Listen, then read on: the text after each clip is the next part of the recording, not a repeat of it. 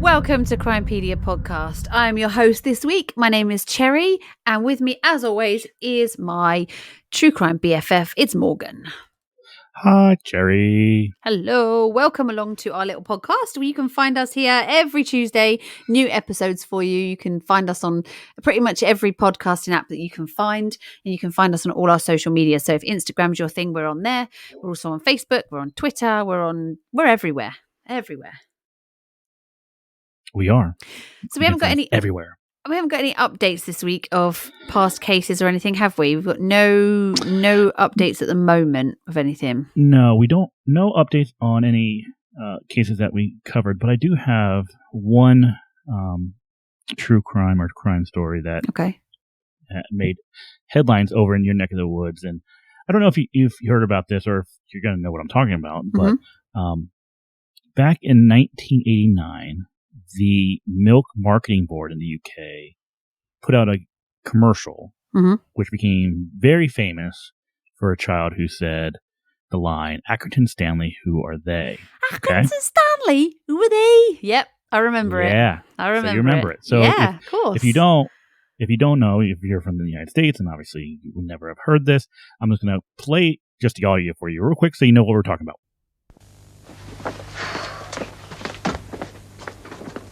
Got any lemonade? If you want.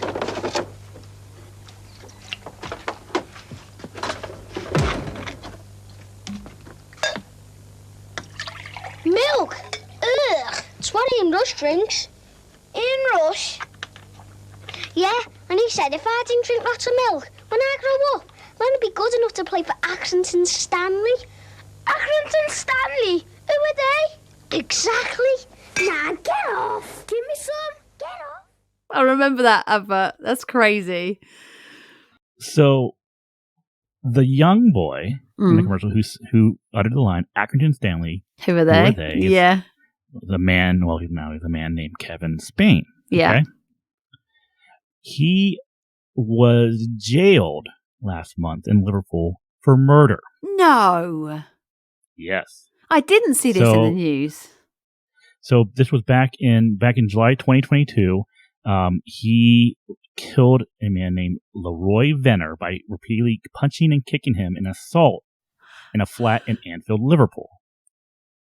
So Kevin Spain, who is now 43, he was jailed for life with a minimum term of 18 years at Liverpool Crown Court. The court was told that the former child actor's life had descended into crime and using drugs. So since 1999, his criminal record includes convictions for dealing heroin and crack cocaine, wounding, and assault with intent to rob. Oh, drugs are awful, aren't they? They're no good. They are. So I think Mr. Spain should have drank that milk. Yeah. And he'd probably be in a whole lot better situation than where he finds himself now. So crazy. No, I hadn't heard about that story. I think most people of my age will know that advert because it was on like all the time, and it was just one of those things that you used to say. Even now, if I was to say to my dad, "Accrington Stanley," he'd go, "Who are they?" So yeah, I think it's yeah. That's how I know Accrington Stanley, and I know it because my brother-in-law, who's from Bolton, when we first met. I don't know how it came up, but he was telling me about this commercial, and I used to love it. And he was, of course, a big Rush fan. So to now see that the boy who uttered the now famous lines, Accrington Stanley, who are they, is now find himself behind bars. Shame. That's really shame. That's awful. It is. That is awful. It is.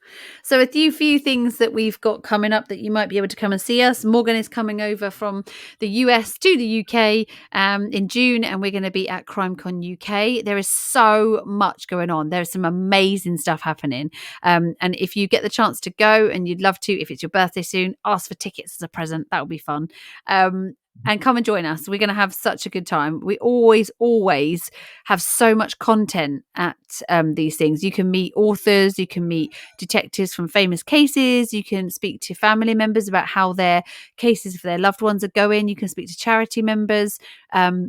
There's an award ceremony this year. There's going to be so much going on. And one of my favorite things that they have are like the crime scenes where you can go and partake in a crime scene and put yourself into the shoes of the detectives and the crime scene investigators. And you can go into a crime scene and see if you can piece together the evidence as you would if you were in that field. So it's really, really good. It's going to be a good show again, as usual.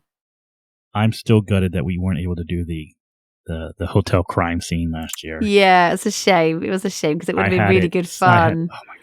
I had it set up perfectly for you. You did. We're going to go with Colin, weren't we? And we're going to go and investigate in a crime scene. Well, it would have been good fun. But it's fun. We had a good time anyway. And we met some really lovely people. A lot of our listeners came to see us, which is great. And I love seeing all the photos that you guys took. And this year we've got a great live session for you as well, so you'll be able to come and see us live doing an episode. So that's going to be really good fun. So if you can get there, it's in June. It's going to be at the Leonardo at Tower Bridge, and we're both going to be there, so it should be good fun. Yes. And I do have a quick thank you to give. So we have a new Patreon. Stephanie Grant joined our Patreon. Hey Stephanie, so thank you Stephanie. Yeah, we appreciate it. Absolutely appreciate your support. And hope you are enjoying catching up on all of our Crimepedia extras. We should call it Crimepedia crap, really, because that's where we just talk an absolute load of rubbish for ages. Like we shouldn't even rename it. I called it Crimepedia ADD or ADHD today. Yeah. So to this week's case then. This week's case for you is from 1996. So it's not a really old case for me this time. But this is one that I came across by accident again whilst looking for another case. And since I've gone down a whole rabbit hole. So it's put your feet up for 5 minutes and get yourself a cup of tea. This is the case of Vera Holland.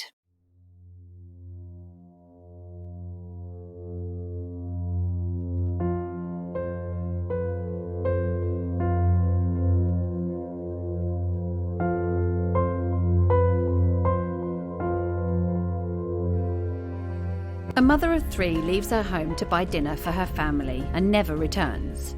The body of that woman is then found 2 days later, not far from her home. A man has lost his wife and children have lost their mother. 27 years later, and the family still have no answers. Someone out there knows what happened, and it's time they came forward. This is Crimepedia, and this is who killed Vera Holland. Okay, Morgan. So Vera Holland was born in London on the 8th of April 1949. She was married to a man called Edward Bennett in 1967, and they had 2 children together.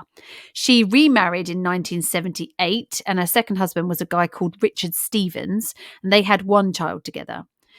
In 1991, she remarried again and married her third husband, a guy called Brian Holland. Now, Vera was 47 and Brian was 41, and the family lived on St Barnabas Road in Shinfield Rise in South Reading, and they shared a milk delivery round for a job. Now, Reading is quite a large town in Berkshire, where the River Thames meets the River Kennet. Yes, Kennet. It's very close to like Swindon, Oxford, London. It's where the Reading Festival's held, which is obviously one of England's biggest musical festivals. It's generally known as quite a nice area to live. So if you live in Reading, it's generally quite affluent. It's a nice area nowadays. I'm not sure back in 1996, but I'm sure it would have been the same. On Thursday, the 14th of November, 1996, at around 6:10, Vera left home to walk to the local KFC to get some dinner. Now, the KFC was on number 207 Shinfield Road. So I looked on Google Maps for this and I mapped her walk. And this is the first map that I sent you. This is it allows for about a 6-minute walk. Now, this is obviously looking on Google Maps now. But we have to obviously allow for perhaps if she did a shortcut, could she get there a bit quicker? It's saying it's like 0.3 miles from her road to where the KFC is. And I believe the KFC is still there in the same place now. The walk looks pretty easy to me. It's that you can go all main road, but when you look at Google Maps and you look at it on the terrain on the actual like satellite, you can see that there might have been alleyways where she could cut through from through housing estates. So it could have taken her 4 minutes if she had walked the whole way round, but it might have actually been a bit quicker if she had just crossed through a couple of cut throughs. You can't really see if there's any sort of ones in between houses there. So I wondered whether, did she walk the main route there, which is the quickest route that it gives you on Google Maps, or did she walk through some kind of alleyway or local known spot where you could get there to the main road a bit quicker? Possibly, right. That's possibly the case.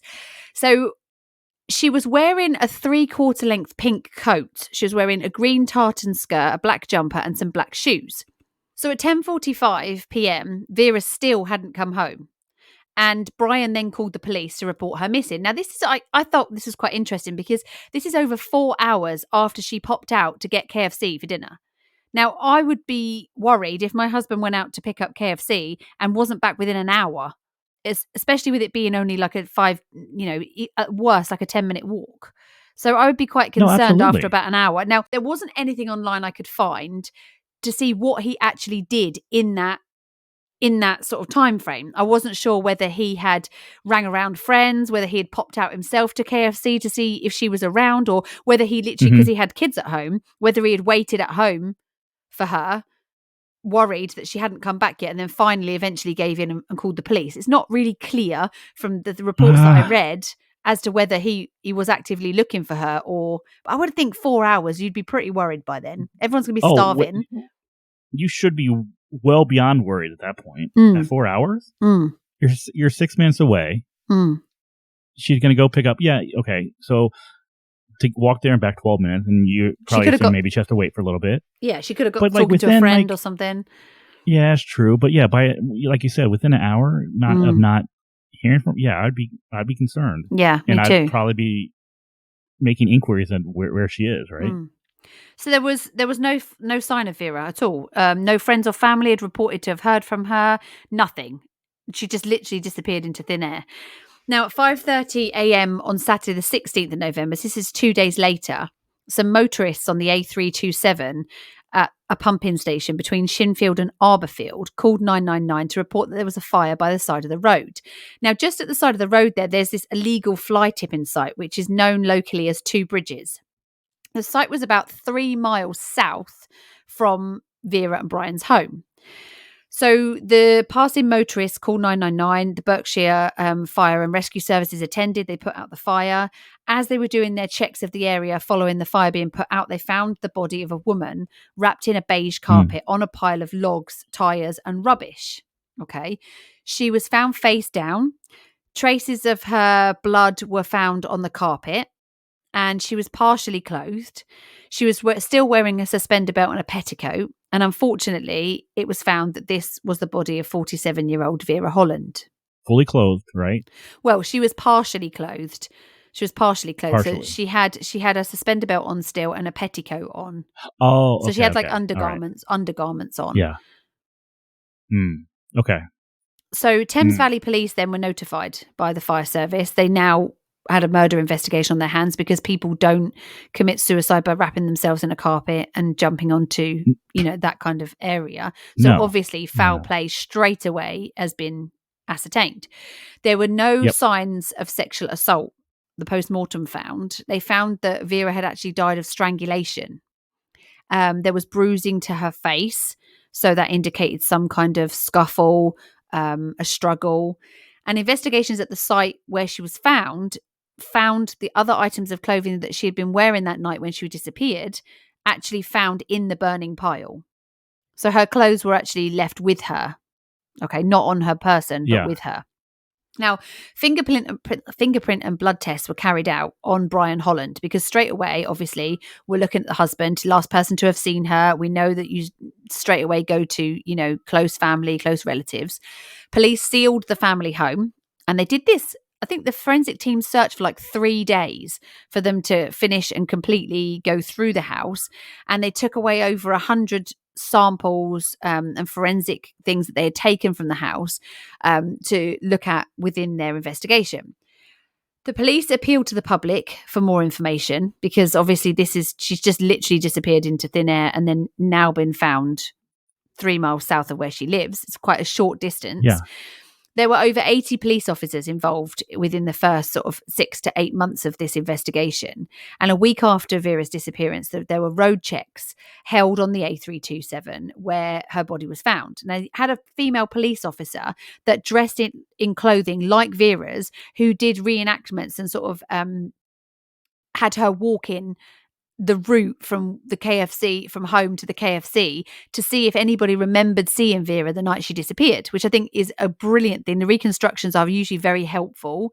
And it might just trigger something in somebody who was driving past that they managed to see her getting in a car, accepting a lift from somebody. A fortnight after she disappeared, they did some more road checks on the A327 and they put up these big signs, we're appealing for information, but they were like stationary signs. They weren't just sort of, sometimes you see at crime scenes, they'll write them with a black marker pen onto a special board, but these ones are actual proper erected signs put up at the site. Some witnesses did come forward and they gave the police with some statements regarding some vehicles that they saw in the area at the time. Now, there were 2 sightings of a light-coloured Ford Fiesta shortly after 5 a.m. on Saturday, 16th of November. Now, 5 a.m. in the morning, there's not going to be your normal amount of traffic as there is at, say, 8 o'clock when people are going to work. We're talking about a Saturday. So usually the traffic is less on a Saturday than it would be, say, on a Monday to Friday at the normal commuting time for people going to and from work. So on the A327, where people are going to and from work all the time, it's going to be a lot busier Monday to Friday, isn't it? So that's one thing. I would think that the traffic is going to be less. So the chances of seeing a car or a specific car is going to be a bit easier on a weekend. Right. But not so many witnesses around, obviously, to see that. Now, this light-coloured Ford Fiesta, both of the witnesses say that they saw this near the entrance to Hall Farm, which is just the other side of a bridge from the site where Vera's body was found. Looking on the map, this is the second map that I sent to you, I've marked from Shinfield to Arborfield, and you'll see there, you can see that the A327 is actually coloured in blue. And if you look just up, you'll see that I've pinned Hall Farm and Hall Farm House. Should be blue, just from Arborfield. Okay. So that you can see there where the road goes from the A327 up to Hall Farm House. So I think this is the road that they're talking about. It's an unclassified road, so it's not actually got a name or anything. It's just by the River Loddon, which is quite important for later on. Remember that there was a river there. Yes. So there's 2 people that have seen this light-coloured Ford Fiesta. One person says it was white. The other one says it was beige, which I think, those 2 colours, they could get mixed up, couldn't they? Because they are very, very similar. They could. So that was quite interesting that we've got 2. Now, they both said it was seen to drive off at speed onto the farm estate. Police haven't released anything about whether this car had been dispelled from this investigation, whether it had been followed up. There's nothing to say whether or not they found the owner of this car, whether the people on the farm knew whose car it was, or whether it was just a complete stranger going up their farm track. There's nothing really that I could find that would explain who or where this car was going. A white transit van was also seen several times for lengthy spells on the 15th of November in the location where Vera's body was found. Again, white transit van. Remember that for later on, because that I found very interesting. Another vehicle that people came forward to say was around in the area was a black Ford Granada, and that was also found on the night that she went missing. This was a car that people reported seeing that was a bit suspicious or something that they noticed. Okay, so we have three vehicles now, right? Yeah. The Ford Fiesta, which was either off-white or tan, right? Yeah. The transit van. Yeah, white one. And a black Ford Granada. Yeah. Okay. All right. So on the 17th of December, 96, at 6:30 a.m., Vera's second husband, Richard Stevens, who was at this time 50, and his wife, Kay, was arrested. Now, they were arrested. They lived just a few houses down from Vera and her husband. That's awkward, isn't it? Bumping into your ex-husband. So they lived just down the road, and they were both arrested. They were held for 13 hours, but then they were released on police bail, no charges. Okay. Not sure why they were, in particular, why they were arrested in this case. There's nothing to say whether they were, she walked past his house or something and they were seen arguing. There's nothing to say why he was brought in as a suspect and why his wife was brought in with him. Now, would police normally? No. If it was related to this murder, would police make note of that, or they just? I think they would make note of it, but I don't think they would arrest somebody. They were brought in for question. Yeah, they would bring them in as a person of interest, but I don't think they would arrest them. So I'm not quite sure why they were arrested and taken in. This is what I don't understand either about how things are done in England, because how many times have we heard, so and so was arrested, brought in for questioning, and then released without charge? Yeah, it happens so much. So yeah, it's almost like I would assume that you would be arresting them if you would have to have some sort of evidence some reason to arrest them. Some reason, yeah, exactly. To because in the United States you can't just go and arrest someone without having you can't evidence that they. No, but it sounds like there's something. Yeah, exactly. But then they just get released. Yeah, well, exactly. Well, obviously they've arrested them on suspicion of. They must have arrested them for something. You can't just arrest somebody just because you want to talk to them. I mean, you can ask them to come in for, to help with inquiries. You can ask them to come down to the station and speak to them. But to be arrested, you've got to have a reason to be arrested. So I don't know why the two of them were arrested. I couldn't find any reason as to why they were either. So that was quite interesting. The other person who was arrested was Vera's husband, Brian. Okay. He was also arrested in connection with her death, but he was held for just a day before he was arrested. He was released out on police bail. Once again, I mean, I don't understand. Understand it. No, I don't. It's very weird. So, I mean, they've obviously been arrested in connection with the death of her, unlawful killing or something. But I don't know how or what they had to arrest them for. They obviously had a reason. Obviously, they didn't have enough reason. No, because it didn't. That's right. It didn't go anywhere. So in February 97, 3 months after Vera was found, the police put these road signs up that I was telling you about. They're huge, big yellow signs appealing for information. They also appealed to the public for information about the carpet which Vera's body was found in. This is quite interesting, this one. We're talking about 96, so it's quite a while ago. I'm not sure if they've retained this for further future testing, because it'd be interesting if they have to put now testing to it. The police test at the time found that it was a section of a really good quality bedroom carpet. I'm not sure how they knew it was a bedroom carpet, but that's what the investigations found. It measured 9 foot 4 inches by 8 foot 2 inches. Okay, so a fairly squarish room. They said that it was fawn coloured, so like a beige colour bedroom carpet, and it had furniture indentations. When lay flat out, it had furniture indentations in the carpet on one side, so possibly from pieces of bedroom furniture that were placed together or next to each other. It also had two carpet, obviously. No, they had 2 radiator pipe holes on the opposite side. So this is somebody's bedroom that is like 9 foot 4 by 8 foot 2. On one side, there would be furniture, and on the other side, there would be radiator holes. So if you can keep that in your mind, of if you know somebody in that area that had a bedroom like that within this time frame had a new carpet for whatever reason, okay, that's quite an interesting piece of evidence. Wait, you're not going to get a carpet that size inside a Ford Fiesta. Well, it depends, doesn't it? I suppose it depends if you have the seats rolled down. You could have it hanging out the back. Yeah, if you have the seats rolled down. I mean, this is remember, this is an illegal fly tipping area. So you don't go and illegally fly tip like right in the middle of the day. So I would have thought this is going to be something that's going to be carried out at night.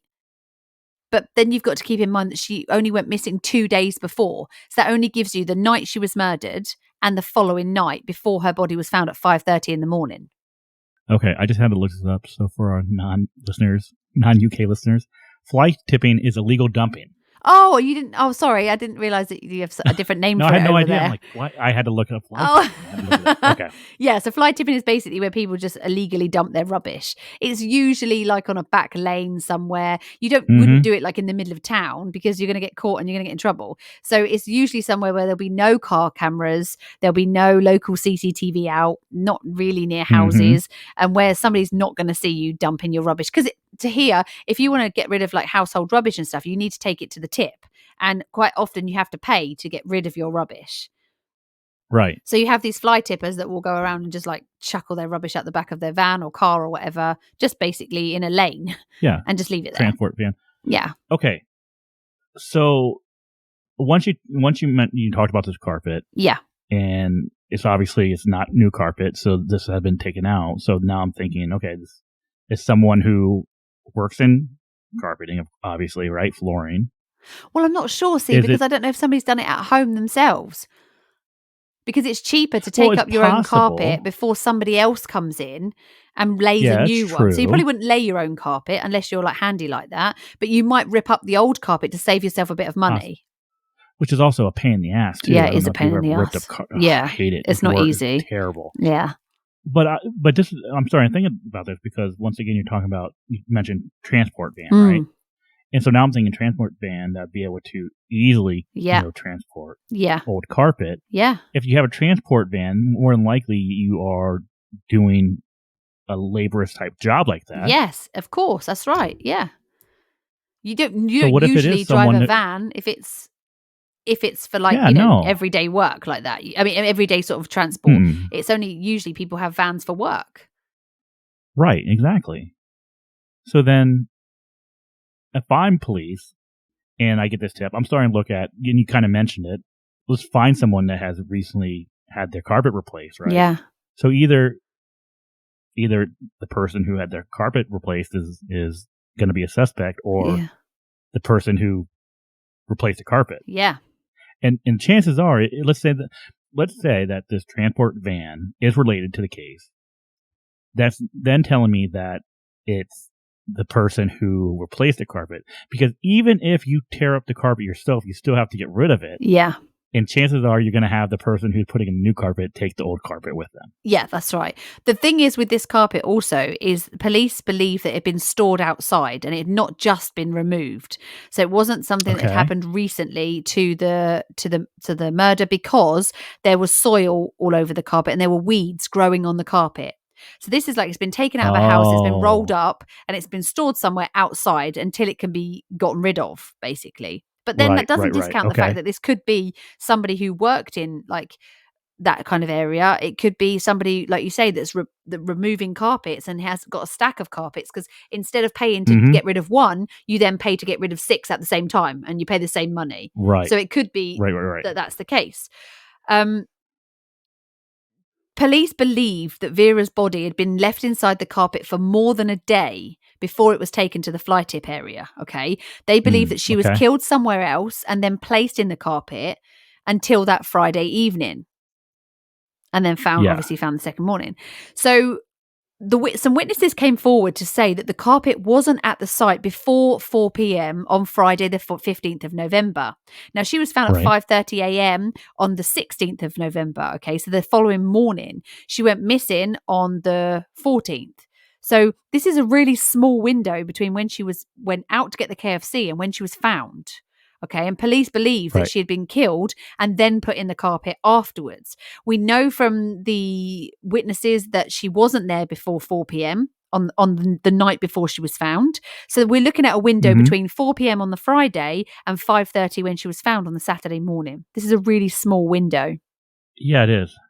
And the thing is with the Ford Transits is that there are a lot of them. They are like workhorse vehicles. Most plumbers or builders there's a lot of white Ford Transit vans around. And so would you necessarily double look at a white Transit driving along the road? No, because they're 10 a penny. you see them all over the place, unless Right. it's something like Levi Belfield's, where one wing of the vehicle is black, or has been replaced, or has got a dent in it, or has got paint down it. If it's got no distinguishing features, it's not something that's likely to stick out to you, you know? Mm-hmm. But you could at least start with the thought that, okay, this person works in flooring, so let's see possibly that's right. It could be and then here's the problem: it could be a flooring company in the area, right? Or it could be a guy that just like, hey, I got a van, I can do this for you, and exactly, yeah, of course, I can get rid of it for you. Yeah, that's where it gets. It's so tough. It is. I mean, I would. I mean, of course, you have to look into this idea that the person did work in flooring in some sort. Yeah, definitely. Or has at least access to that kind of work. Yeah. Yeah. So on Friday the 20th of June 1997, Vera Holland's funeral was held at Caversham Crematorium in Reading. The inquest was held on the 16th of October in 97, and this was a recorded death of unlawful killing. Okay. The East Berkshire coroner, a guy called Robert Wilson, told the inquest, it looks like the person who did this will get away with it. There was not a lot of evidence that they had at the time, other than that she was strangled. She wasn't sexually abused, as far as we know. There wasn't a lot of evidence to give to people. I mean, she just all of a sudden ended up, on a rubbish pile, unfortunately. There wasn't any sightings of anyone in particular or seeing her with anybody. No one's come forward to say they saw her talking to somebody in a van or getting in a van or anything like that. So she's kind of just disappeared into thin air and then reappeared on this area. Now, despite the police efforts and the appeals that they made and the media putting out all their details about this case, the case soon went cold. So in 2016, this is 5 days before the 20th anniversary of Vera's death, Thames Valley Police made an appeal for information, and two of her children, Andrew Bennett and Dawn Reed, took part in the actual appeal. Now, the head of the major crime review team is a guy called Peter Björn, I think is how you say it, and here is the appeal.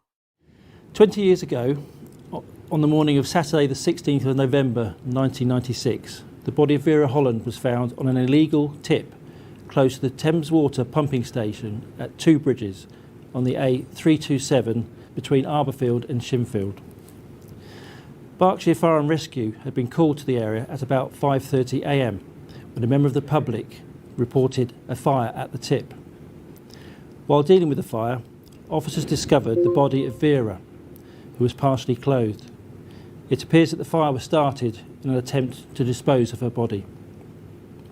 A subsequent post-mortem examination revealed that Vera's death had been caused by strangulation. Vera had last been seen on the evening of Thursday, the 14th of November. That was 2 days before. She had been reported missing by her husband when she had failed to return after leaving home to buy a takeaway from KFC, which was situated on the Shinfield Road. This shop was only a 5-minute walk from Vera's home address in St Barnabas Road. It is not believed that Vera actually made it to the KFC, as she did not appear on their CCTV. The shop is still in the same location. She was wearing a pink coat, a green tartan skirt, a black jumper and black shoes. The pink coat has never been recovered. A review of the original investigation into Vera's murder has commenced. I do feel that there are people who have some information who, for whatever reason, have not spoken to the police. It might be that allegiances have changed in the last 20 years, or you know something now that you didn't know at the time. I would urge anyone that has any information to make contact with the police on 101 or Crime Stoppers anonymously on 0800 555 111. Vera's family have waited a long time for justice. With your help, we can find out what happened and bring those responsible to justice. Thank you. 20 years ago today, somebody murdered our mum. In doing so, they robbed us of the care and love that she brought to our family. Our children, her grandchildren, never got to know her properly. And mum never had the opportunity to see her grandchildren grow. There's not a day goes by where we don't think of her, we don't talk about her. And I say, it's a part of me died the day she died, because she was a huge part of my life, not just growing up as a child, but even in adulthood. She was still there for me every day, and my children, they idolised her, they adored her, and that's gone now. And all I can hope is that someone out there has got the decency to help us put this person away, because that's where they deserve to be. Just please do the right thing and come forward. Help us to find this person that did this to our mum. Help us to put this person behind bars, to serve justice for what they've done. When you listen to her family talking, I mean, we're talking about her adult children now. When you listen to this, is over 20 years later, and you listen to how they are still suffering, they are still upset, and they are still desperately seeking answers for their mum. I mean, to have somebody in your family taken away from you like that, it's horrific, and it's affected them, like he said, for their children, her grandchildren that she never got to see, moments in their life when you would normally share with their mum that they haven't been able to. And I think that listening to that, it just really hits home at how this affects the rest of the family. Yeah. Oh, absolutely. It's terrible. Now, there was one thing that I picked up on, which I don't know if you mentioned it. I might have missed it. But the fact that she never even made it to KFC kind of that's right. Something about that just kind of changes this for me. Yeah. It's, okay. How do we even know that she actually did go to KFC at all, right? So this is what her husband had stated. Yeah. That she had walked to KFC to to get, takeout. Yeah. But this is, I mean, was there anyone else can be like, yeah, mom was here and then we saw mom leave and she never came home. How old were the kids at the time? Yeah, I don't actually know how old the children were at the time. But obviously they were with her. They weren't Brian's children. They were from a previous marriage. So I don't know what date they had their children. I mean, they're adults now, so they look like they're in their sort of 40s now. So, they would have been young. 96, they would have been like maybe early teens, Okay. That kind of age.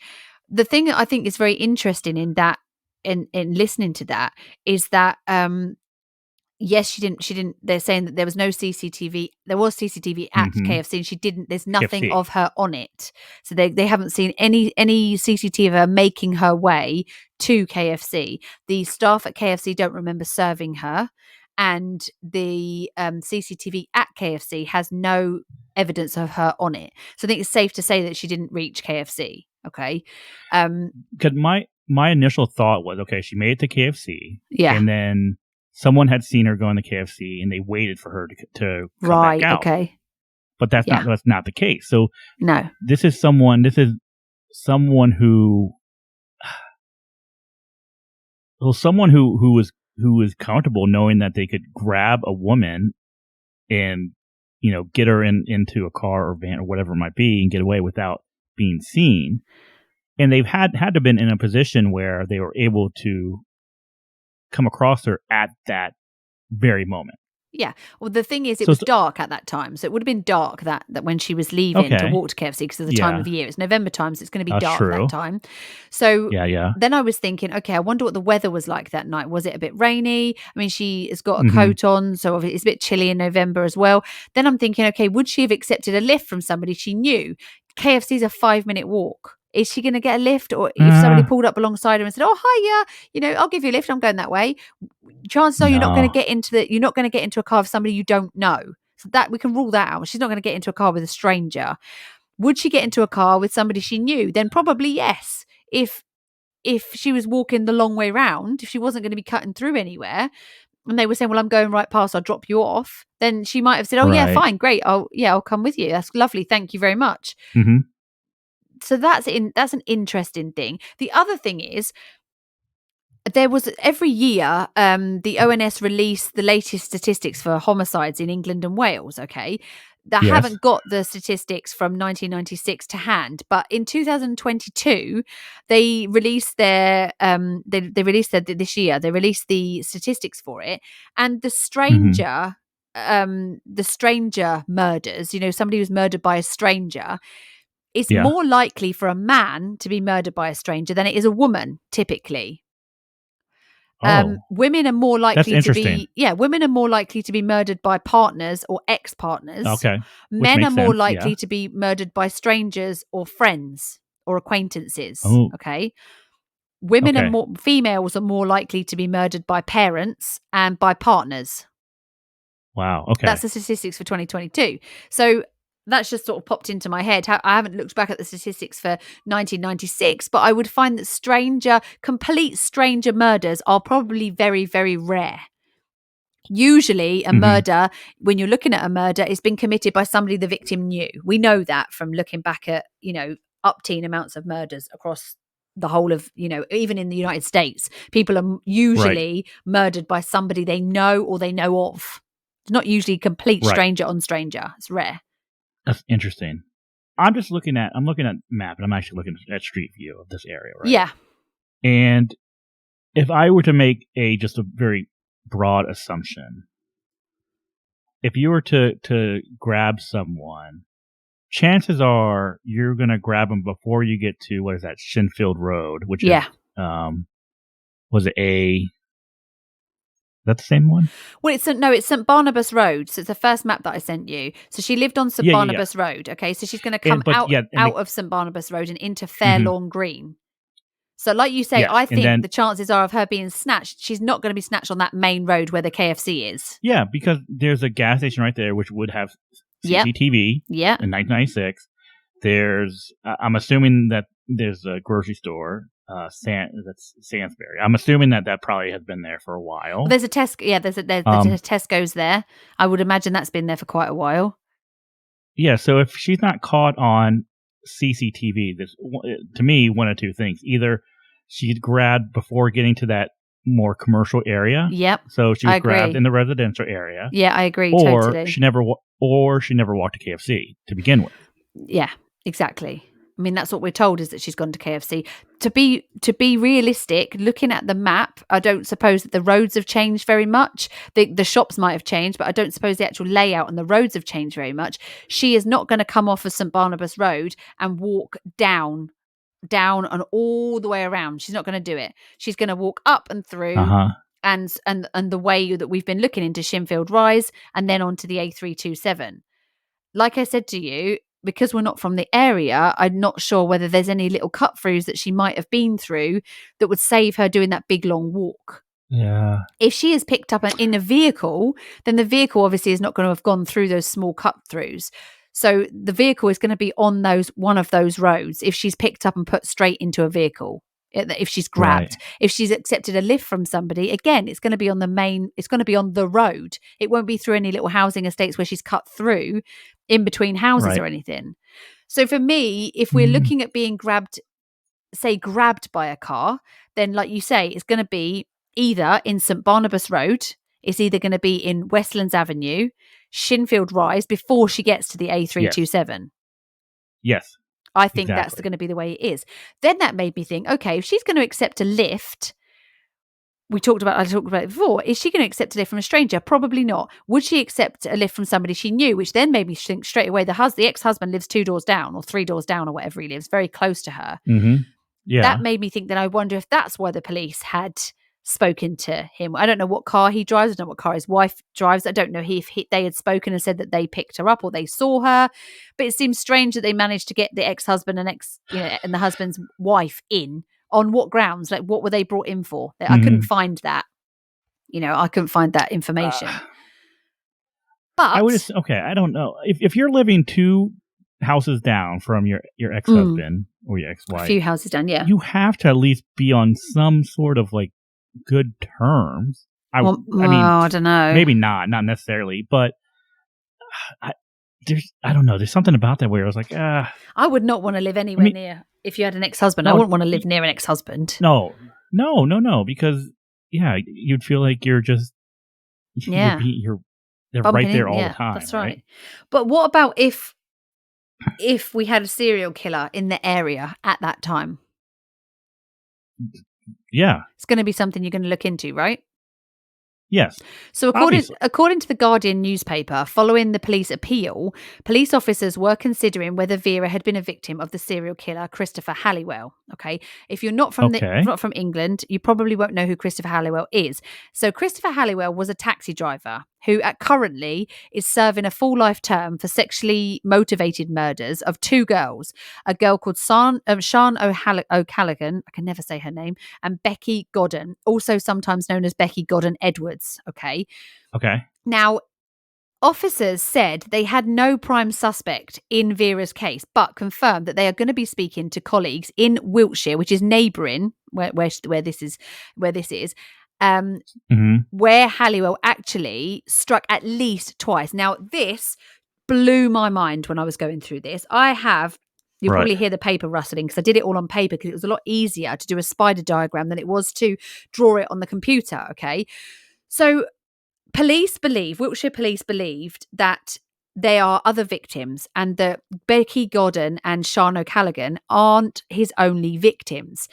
He murdered 20-year-old Becky in 2003 and he murdered Sian in 2011. He left Sian's body at the side of the road and he buried Becky's remains in a field. Okay. Officers don't believe that Becky was his first victim. They believe it's very likely that he has killed between 2003 and 2011. Now, as well as working as a taxi driver, he also travelled around as a chauffeur and a ground worker. Okay. So he was working as a ground worker, right? Remember this? Okay.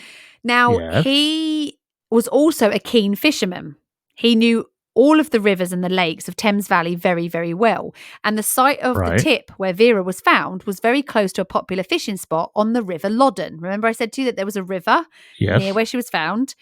He's very familiar with that area. Now, the former Detective Superintendent Steve Fulcher, who actually caught Christopher Halliwell, has suggested online and in interviews that he may have killed a woman in Swindon called Sally Ann John in September 1995. Another notorious murder that he is linked to is that of Melanie Hall. Do you remember we did a case about Melanie Hall who vanished from the nightclub in Bath in 96? Okay. Yes, I remember. Julie Finley, 23, from Liverpool in 1994. Her body was found in a carrot field.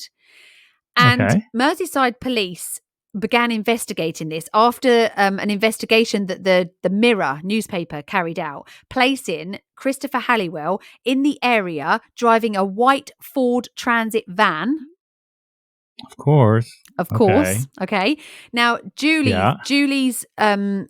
Finley's murder is a series of unsolved murders in England, that have been committed by a killer that the media have dubbed the East Lancs Ripper. I hate the way they always give these serial killers like these names. Why don't they call them something pathetic? Like the wimpy, woman murderer or something like that. Why do they have to give them these like really, really like Ripper? The Ripper, the Slasher, the East Areas Rapist. Yeah, you don't need that. They don't need that kind of. It really annoys me when they give these people like this notoriety because they're just weak, sad people that are just disgusting and a blot on the landscape of society. So the former police intelligence officer, a guy called Chris Clark, wrote this book called The New Millennium Serial Killer. He details in this book the cases of these women. He also talks about the case of Maria Requena, who was 26, who was found at Pennington Flash Nature Reserve, dismembered into bin bags. She had suffered a stabbing attack and her head had been removed from her body. In October 1988, a sex worker, Linda Donaldson, had vanished from the red light district in Liverpool. Her body was found 20 miles away in a greater Manchester village, with multiple stab wounds. Again, closer to his home area of Wiltshire, Halliwell, who was from Swindon, said he was what was said to be obsessed with the prostitute Sally Ann John, who lived in the town and worked in the street where Christopher Halliwell had a flat. Now, in September 1995, she vanished and her body was never found. There was also a lady called Sandra Bruin who vanished in 1994, Tina Pryor in 2001, and T. Hay Nguyen in 2005, all from Wiltshire. Okay, we know that Christopher Halliwell frequented red light districts. Another lady, Carol Clark, vanished from the red light district of Bristol in 2003 before she was killed and dumped in a canal 40 miles away from where Christopher Halliwell lived. Now, he was also a narrowboat enthusiast who knew all about the waterworks. He knew about the canals in the area. We also had Jackie Waynes, who was 35, and she was abducted from Bristol and murdered in 1985. Now, I put this list together, of all these women. I put a list together of the areas that they were all found in when they were killed. Listen to this. This is very interesting reading, Halliwell was born in 1964, which makes him like 58 odd now or something like that. The very first murder that I can put Halliwell in the area of, he was 21 years old, The first one was October 1985, Linda Donaldson in Liverpool, right? Now, the second one was April 1985. So the same year, 35-year-old Jackie Waynes from Bristol. She was found in Bristol. Liverpool to Bristol, not far. Now, Liverpool to Manchester, 58-minute drive. Swindon, Bath, Reading, Bristol, all within an hour of each other. So an area that you could quite easily drive from one to the other within an hour. Swindon to Wiltshire, where he's from, 33 miles. So not a great area. Liverpool to Manchester is like 50 minutes, an hour, 58, an hour max, to get to the two. So we're now then looking at Manchester, and we're looking at January 1991. So there's nothing between 85 and 91 that we know of. There's 26-year-old Maria Requena. She was in Manchester. Then we've got from 91 to 94. September 94, 21-year-old Sandra Bruin. And she was from Wiltshire, which is where he lived also. Then we go September, we got August 94. Sorry, that one should have gone first. Julie Finlay. She was from Liverpool. Then we go to 1985. So just a year later, September 85, Sally Ann John from Swindon in Wiltshire, where he's from. She was 23. So all of these, at the moment, these women are all ranging between 21 and, at the moment, 35. In June 96, we've got Melanie Hall from Bath. Again, close to Bristol, close to Swindon. She was 25 years old. Then we get to our victim in this case, Vera Holland in Reading, not far. She was 47, so she would be the oldest victim out of all of them. She was killed in November 96. Now, between 96 and 2001, there was nothing, The next victim that I've got is March 2001, and that would be Tina Pryor. She was 39, so again, closer to like Vera's age. We then have Becky Godden, which we know he did commit because he's admitted to it, and he's actually in prison for killing her, although there was this huge uproar about the case because the police actually dropped the charges because they said that the way he was questioned wouldn't stand admissible in court, and it was dropped until her mum basically campaigned to get it overturned, and eventually he got a life term for killing her. She was 20 years old. That was in Swindon. March 2003, so just a couple of months later, Carol Clark in Bristol was murdered. She was 32. Then there's an 8-year gap between Carol Clark and Sean O'Callaghan that I can find. I cannot find anything in between those two dates. And she was killed in 2011 and she was 22. He was then arrested in March 2011 and has obviously been in prison since. I looked at all of these women. They're all roughly within a short age span. The only one that sort of isn't is Vera. She's the only one that's out a bit of this. All of the women, I mean, some of them are sex workers. They work in the red light district. Others of them are just normal, everyday women, just going about their business, young women, older women. So do I think he could be, do we have to assume that he could be capable of this? Yes. I mean, he's murdered 2 women already. This area that he is traveling around, yes, it's quite conceivable that he may be interested in some of these women. It's there's a lot. I mean, I made a list of 13, right? Women and murders that I could find. Apparently, according to sources online, the police have linked him to at least 27. Okay. Yeah. Okay. So I would say that Vera, if Vera was one of his victims, she would be an outlier. What do you mean? She's outside of the typical age. Mm-hmm. The age that he's known, well, definitely known to have killed. Yeah, because they was 20 and 22. Yeah. And with the other cases that he could potentially be linked to, those victims are also not. They don't align with Vera as well. So yeah, I would say even though it would be considered an outlier. I mean, it's still possible. Yeah, I mean, she doesn't look, to be honest, looking at her, she doesn't look like she was 47. I was really surprised when I saw the picture of her, when I saw how old she was. I was actually really surprised she was in her late 40s. She doesn't look like she's in her late 40s.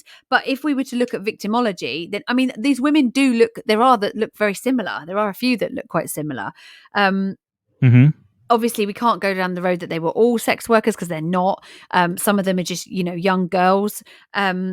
But yeah, I mean, most of them are in their 20s and 30s, the only exception being Vera. He hasn't admitted to having anything to do with any of these. The only two he's actually admitted to doing is Becky Godden and Sean O'Callaghan. That's the only two that we know. That's the two that he's been actually, convicted for. But I agree. Looking at the victimology of this and looking at his MO and looking at, I agree. I don't believe that Becky was his first victim. Oh no, yeah, I completely agree with that. I'm sure that there's numerous other victims of his out there. Yeah, and also looking at his job. I mean, he was a chauffeur. He was also So obviously, I don't think you can rule him out. No, at all. No. It's interesting, especially knowing that around this, in the mid to late 90s, because 94 when he had the white Ford Transit van, right? Yeah. So there's a good possibility that he probably had it 2 years later in 1996. So the fact that he has he had a vehicle that was, at least reported as being suspicious in the area. Yeah.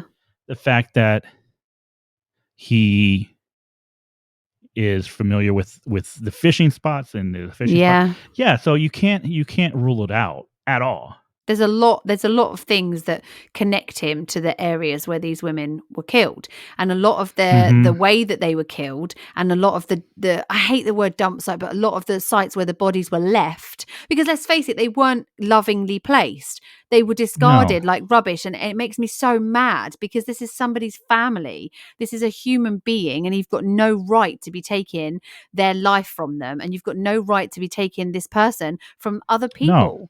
No.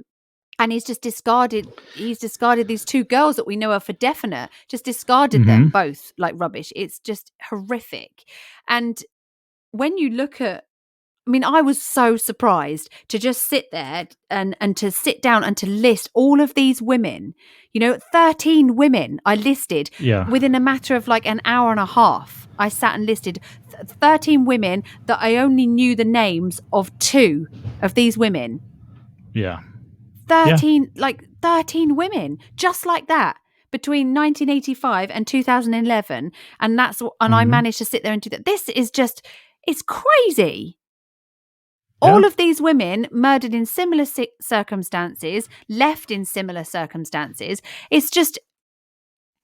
I couldn't believe it. I was just like, once I got to like 4 or 5, I thought there surely can't be any more.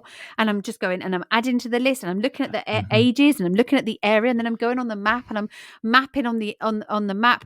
Well, hang on a minute. She was left only 38 minutes from her. She was left only 58 minutes from her. This is all an area where one person could quite easily drive around. I mean, I'm not saying it's definitely him. I'm not saying it's definitely him because I haven't got the evidence to prove that. But what I'm saying is we've got a guy who is a serial killer. He's killed more than one person. So he has killed more than one woman. And now you're looking at it and thinking, well, hang on a minute. could he have killed these other women? The police are looking at him. I read an article where he had said to a family member, or he had said to somebody, the police are looking at me for 8 other murders. But then I read another article from the police that said that they were looking at him in connection with 27 murders. Mm-hmm. Well, yeah. I found 13 within an hour and a half. So I'm sure if I spent a lot longer on this, I'm sure that if I think this is one of those cases where you need one of those massive maps up on the wall, with the pins in, so that you can actually pin this, because I think you would notice a pattern if you did that. I think there is something in this that needs looking into. I'm going to keep looking into it because I'm convinced that this guy has killed more than those 2 women. I'm convinced. I'm sure. Convinced. With Vera, Vera's case is, it could be so many different things. I mean, I feel like a lot of times when we do the cases, of course you're gonna be like, oh yeah, the husband did it, or the boyfriend did it, or whatnot. Straight away, isn't it? Yeah, straight away. This is one of the cases where it's not clear cut, but at the same time, I don't think we can discount the fact that both the husband and as well as the ex-husband and the ex-husband's wife were both brought in, under arrest for. Yeah. Well, we don't know if the ex-husband and the ex-husband's wife were brought in related to this case. No, they were. Yeah, they were brought in with relation to this case. Yeah, they were. They were brought in they were arrested in connection with this murder, and then they were let go. You can't discount that. But then it's like, how can you? It makes no sense that not only that, then you are arresting the husband as well, and then releasing him. So there has to be some sort of evidence that led to police believing they were involved. To believe they were involved and to make that arrest or those arrests. The other thing that strikes me in this particular case is the short space of time. Is a very, very short space of time. We're talking 2 days, and we know that her body wasn't in that carpet in that area where she was found before 4:30 the night before. So it's a very short window from 4:30 the night before to 5:30 the next morning when she was found. It's a really short window. Do we know what? I don't remember if you said this or not. So we know that she was not in the carpet before 4:30 on Friday. But was the carpet there before? No. It was not there. No, so the carpet wasn't already there. There was no carpet there. Her body wasn't wrapped in that carpet before that time. So they think she was placed in the carpet sometime on Friday. They think that she was killed before that. So they think she had been placed in the carpet, and that it wasn't straight away. She wasn't killed and dumped straight away. Well, we know that she wasn't because she wasn't there the night before. So I wonder if police still have that carpet in. That's what I said earlier. Somewhere. Yeah, I would like to see now tests done on it. Our technology now. Do you know? Okay, this was a bedroom carpet. You know how many hair fibers would have to be in that carpet? Yeah, exactly. We're shedding. Yeah. DNA. DNA evidence from. I mean, my hair falls out all the time at home. There's no way I'm going to be able to. There is DNA evidence all over that carpet. But even also, if it was outside for a period of time, those hairs aren't going anywhere. No, they're gonna be embedded into that carpet. But also the description of the carpet, the fact that it was a good quality bedroom carpet, the fact that the indentations from furniture were on one side. We know what the size of it is. The indentations of furniture were on one side. The radiator holes were on the other. That's a specific layout of a bedroom, okay? Yeah. So if your house or your business, if you rent your house out and you replace the carpets, and surely somebody knows that a carpet was replaced out of their house or family member's house. And even if they're not even connected to the crime, the fact that you had a bedroom carpet like that changed and that layout sounds familiar to you, I agree with police. I think from listening to what they're saying, there's not a lot of information on the internet about this. There's not a lot of information about her, about Vera. There's not a lot of information about the relationship between her husband, between her ex-husband. There's not a lot of information out there which maybe could help people with thinking back to that day. All we know is that she left her house and went to go to KFC. That's it. We don't know a lot about Vera and her family situation as it is. We don't know a lot about the relationship with the ex-husband, whether that is a thing or not, whether that's something that actually isn't anything to do with this case. Right. And I think more information, that we need more information to come out on this. Pictures of the carpet, I've got pictures of the area where she was found. I've got pictures of the signs that were put up. But I think to jog someone's memory, people are more likely physically, physical representation of something, a photo of something, they're more likely to have their memory jogged with something like that than just a description. I mean, a lot of people don't even know how big 12 inches is, let alone 8 foot 4 by 9 foot, whatever it was. You need to visually give somebody a representation to be able to try and jog their memory more. So I think it would be very interesting to see a picture of the carpet. Be very interesting to to just have a bit more on this case. I feel like it could help, because somebody somewhere knows that their carpets were changed around that time in that area. Surely not everybody in that area had their carpets changed around that time. There's going to be a house that was being done up, or somebody just bought a house and ripped a carpet out.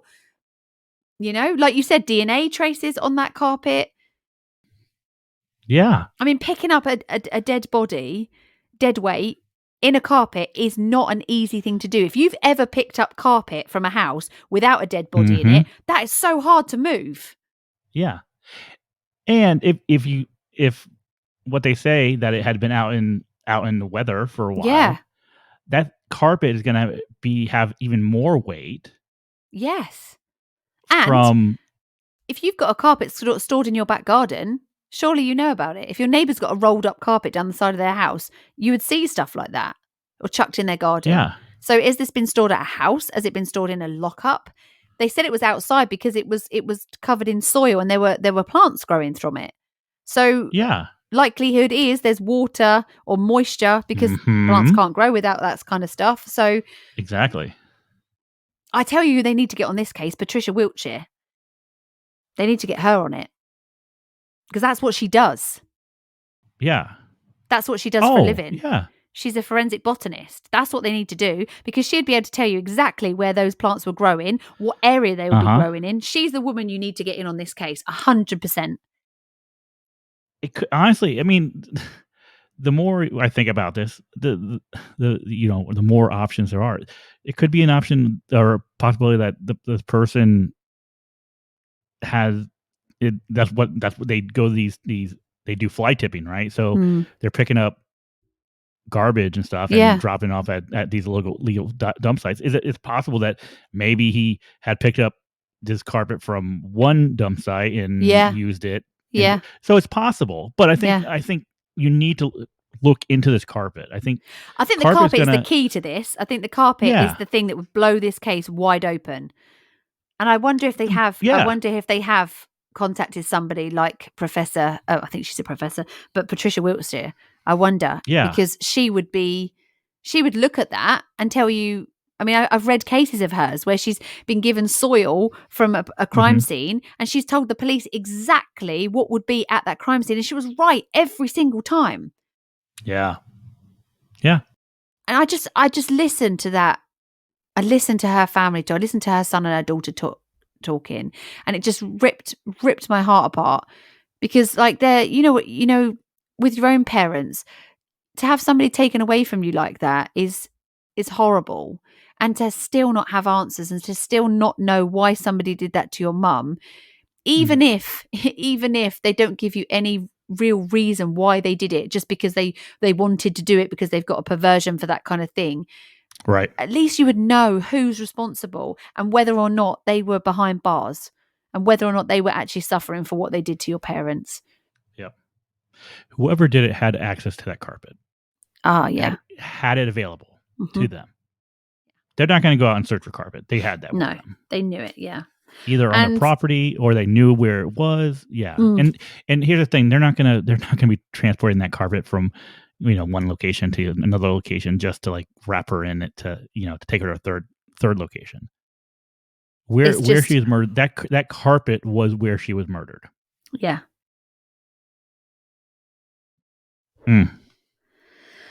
And obviously, as you know, the case is still unsolved today, and her family are still wanting answers, and they need answers.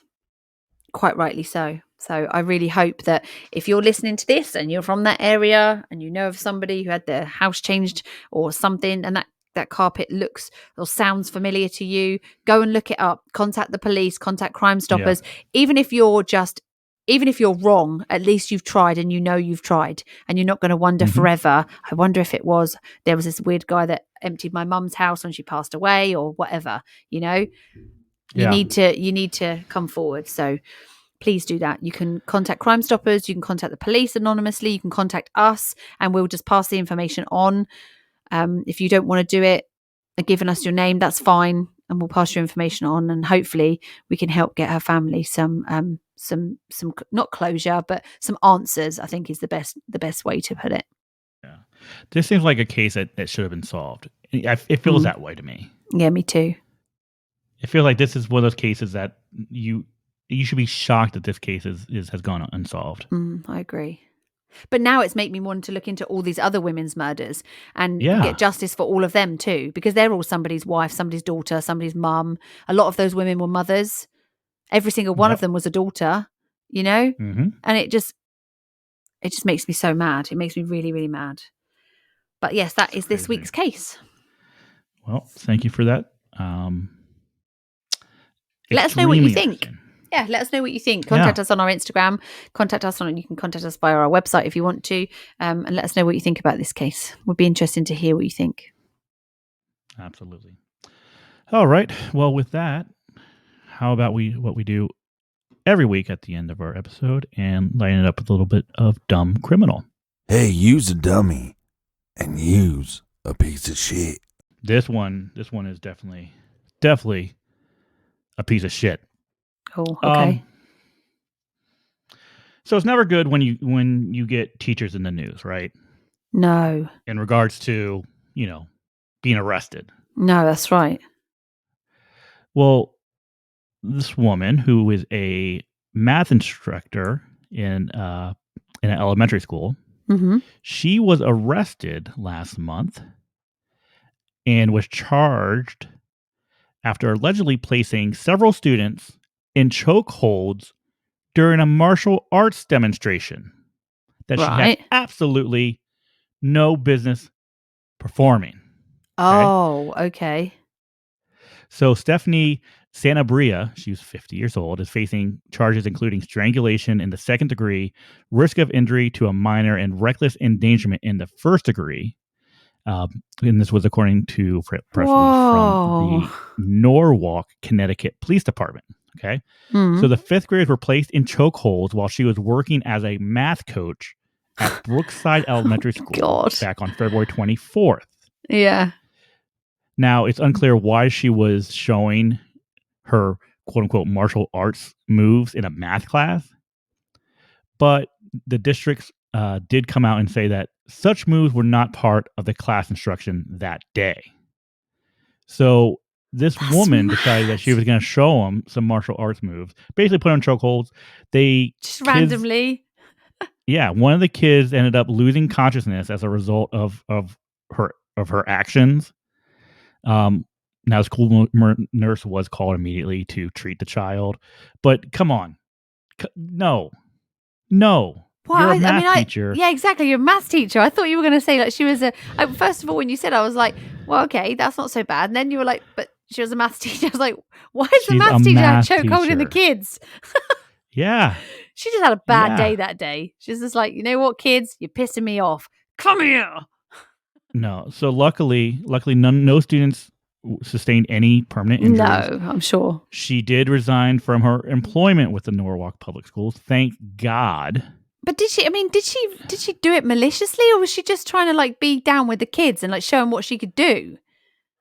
Well, she was saying, just demonstrating some defensive holds, apparently. Yeah, so she didn't do it to hurt them. But like, it's just an error of judgment, isn't it? It's just an error of judgment. She's just trying to be cool, and it actually didn't work. She's got sacked now. Dude, you're 50 years old. You don't need to be cool with fifth graders. You know? No, but it doesn't sound like this is a stupid thing to do. It doesn't sound like she was doing it to hurt anybody. I think she was just trying to like, yeah, it is. It's completely dumb. That's exactly what it is. It's just stupid. No, you never put your hands on a child. Definitely matter not. what. Not when they're in that's young kids, isn't it? That's like primary school kids here. Like, what is this bitch doing? She's like, hey, what's 1 + 1? They're like, I don't know, 3. And she's like, no, chokehold. No, that's not how you teach math. No, it's not. No. That's crazy. What a silly woman. Oh my God. Different if it was like, what do you call like the 16-year-olds? It's different if it's them. And you're like, do you know what? You're driving me nuts now. Come over here. I'm going to chokehold you. Well, but not 5th graders. That's a bit cruel, 5th graders. No. Yeah, I mean, you don't do that. No. Not even if you're like a jiu-jitsu coach or whatever. You don't choke out a 5th grader. No, it's a bit young, yeah. The older kids maybe, but not the little ones. Yeah, 16, 17, they probably deserve it. Yeah, exactly. We're just kidding, by the way. Just kidding. No, so... Oh, thank you. She's regretting that one. I was like, okay, yeah. So someone choked out some kids. I'm like, oh wait, she's a math coach. She's a math teacher. Yeah, that's a bit crazy, isn't it? Silly woman. No, it's insane. Silly. Well, thank you very much for our dumb criminal for this week. We'll be back next week with another episode. It'll be Morgan's episode next week. And thank you for all of your... I just had a really good dumb criminal for you next week. I just have one emailed in. I can't wait to next week to give you next week's one. It's very stupid. So we'll keep you entertained with more dumb criminals again. So for now, be nice. And bye.